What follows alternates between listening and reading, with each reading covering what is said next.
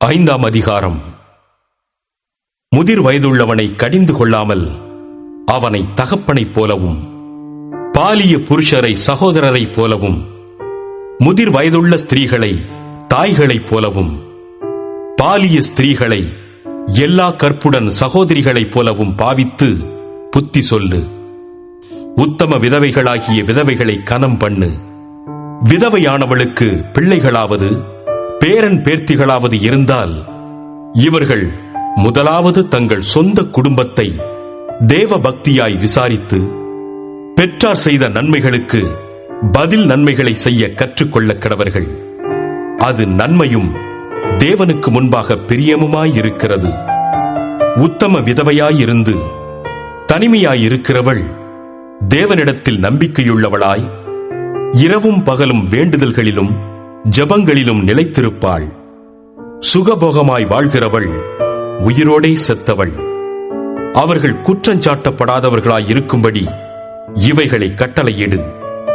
ஒருவன் தன் சொந்த ஜனங்களையும் விசேஷமாக தன் வீட்டாரையும் விசாரியாமற் போனால் அவன் விசுவாசத்தை மறுதலித்தவனும் அவிசுவாசியிலும் கெட்டவனுமாயிருப்பான்.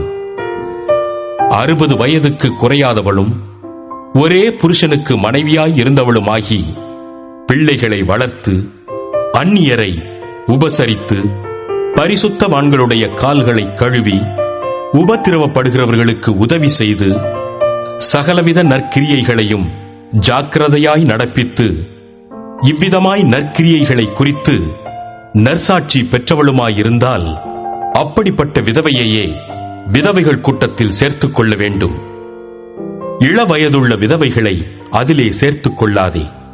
ஏனெனில் அவர்கள் கிறிஸ்துவுக்கு விரோதமாய் காம விகாரம் கொள்ளும்போது விவாகம் பண்ண மனதாகி முதலில் கொண்டிருந்த விசுவாசத்தை விடுவதினாலே ஆக்கினைக்குட்படுவார்கள். அதுவுமல்லாமல் அவர்கள் சோம்பலுள்ளவர்களாய் வீடு வீடாய் திரிய பழகுவார்கள். சோம்பலுள்ளவர்களாய் மாத்திரமல்ல, அலப்புகிறவர்களாயும் வீணலுவற்காரிகளாயும் தகாத காரியங்களை பேசுகிறவர்களாயும் இருப்பார்கள். ஆகையால் இளவயதுள்ள விதவைகள் விவாகம் பண்ணவும் பிள்ளைகளை பெறவும் வீட்டை நடத்தவும் விரோதியானவன் நிந்திக்கிறதற்கு இடம் உண்டாக்காமல் இருக்கவும் வேண்டுமென்றிருக்கிறேன். ஏனெனில் இதற்கு முன்னே சிலர் சாத்தானை பின்பற்றி விலகிப் போனார்கள். விசுவாசியாகிய ஒருவனிடத்திலாவது ஒருத்தியிடத்திலாவது விதவைகள் இருந்தால் அவர்கள் இவர்களுக்கு உதவி செய்ய கடவர்கள்.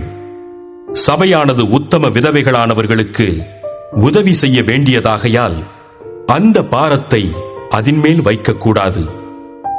நன்றாய் விசாரணை செய்கிற மூப்பர்களை, விசேஷமாக திருவசனத்திலும் உபதேசத்திலும் பிரயாசப்படுகிறவர்களை இரட்டிப்பான கனத்திற்கு பாத்திரராக எண்ண வேண்டும். போரடிக்கிற மாட்டை வாய்க்கட்டாயாக என்றும் வேலையாள் தன் கூலிக்கு பாத்திரனாயிருக்கிறான் என்றும் வேத வாக்கியம் சொல்லுகிறதே.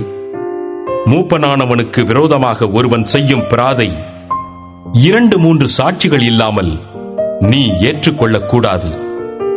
மற்றவர்களுக்கு பயம் உண்டாகும்படி பாவம் செய்தவர்களை எல்லாருக்கும் முன்பாக கடிந்து கொள். நீ பட்சபாதத்தோடே ஒன்றும் செய்யாமலும் விசாரிக்கு முன் நிர்ணயம் பண்ணாமலும் இவைகளை காத்து நடக்கும்படி தேவனுக்கும் கர்த்தராகிய இயேசு கிறிஸ்துவுக்கும் தெரிந்து கொள்ளப்பட்ட தூதருக்கும் முன்பாக உறுதியாய் கட்டளையிடுகிறேன். ஒருவன் மேலும் சீக்கிரமாய் கைகளை வையாதே. மற்றவர்கள் செய்யும் பாவங்களுக்கும் உடன்படாதே. உன்னை சுத்தவானாக காத்துக்கொள். நீ இனிமேல் தண்ணீர் மாத்திரம் குடியாமல் உன் வயிற்றிற்காகவும் உனக்கு அடிக்கடி நேரிடுகிற பலவீனங்களுக்காகவும் கொஞ்சம் திராட்சரசமும் கூட்டிக்கொள். சிலருடைய பாவங்கள் வெளியரங்கமாயிருந்து நியாய தீர்ப்புக்கு முந்திக் கொள்ளும். சிலருடைய பாவங்கள் அவர்களை பின்தொடரும். அப்படியே சிலருடைய நற்கிரியைகளும் வெளியரங்கமாயிருக்கும். அப்படி இராதவைகளும் மறைந்திருக்க மாட்டாது.